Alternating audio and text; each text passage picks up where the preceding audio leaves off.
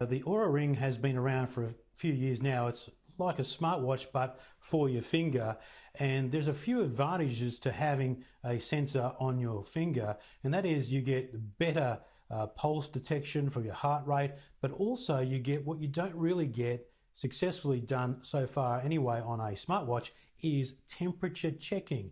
Now, temperature checking has proven to be possibly a bit of an insight into the fever and other symptoms that will come on with COVID-19. So in part of this study, they were actually pretty excited about the fact that what happens with temperature checking with this system is that this ring can be worn for a week without charging, and it means that your temperature checking is personalized.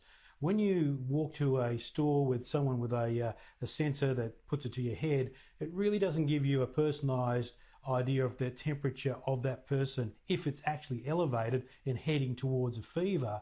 What you really need is that minute data. So if the app can work this out down the track, and it's early days yet, and there's absolutely no evidence to say it absolutely works, but the theory is pretty sound that if you can track your temperature constantly and see those really micro improvements, increases, the increasing of the temperature of a person, then there's a really likelihood it might be able to find when someone is heading towards the fever or some sort of COVID-19 symptom much earlier than presenting it when they are seen in person by a doctor or someone else. So I think it's a pretty good study, and hopefully the ring is the way to help us out in the future.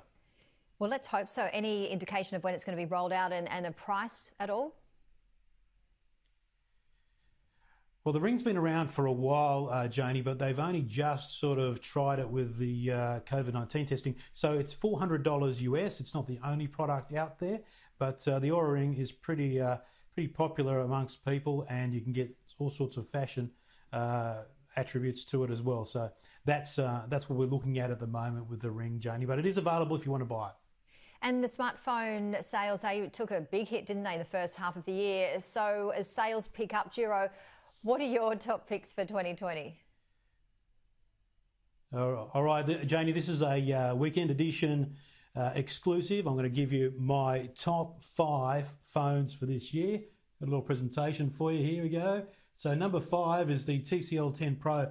Now, it's only $599 at the moment. This is a bit of a surprise. I was really blown away by how good the camera was on this thing. It handles skin tones brilliantly. The screen technology is brilliant by TCL because they make bendable and foldable technology and TVs as well. So that's my number 5 this year. Very big surprise entry. Number 4 is the great vegan leather Oppo Find X2 Pro, and that goes for $1349. Now I had this at the start of the year, and I've got to say I was really impressed. Great camera, of course. Oppo, great build quality and great service to people who have any issues. Number 3 is the Google Pixel 5. It comes in at $999. This phone is fantastic.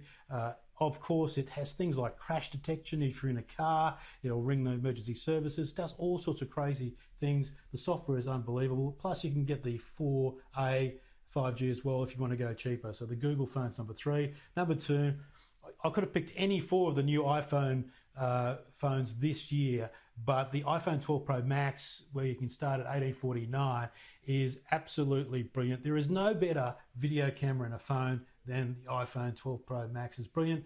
And drum roll for number 1, it is the Galaxy Z Fold 2, and it is the second version of Samsung's foldable phone, and that comes in at $2,999, and there you can see them all lined up in front of me. They're my top 5, Janie. So what do you think? Well, I tell you what, your top 5, there's a bit of a price difference, isn't there? You've got $599 for the number 5 pick, but $3,000 for the top pick. A bit of a difference there. Yeah, certainly. And what I want to show is a variety of price points and for value for money. But as we talked about the Fold 2, the reason I went for it, Djuro, Janie, I think we're going to actually even though it's have to. $2,999. Sorry, we're going to have to cut you off. You've frozen on us. Sure.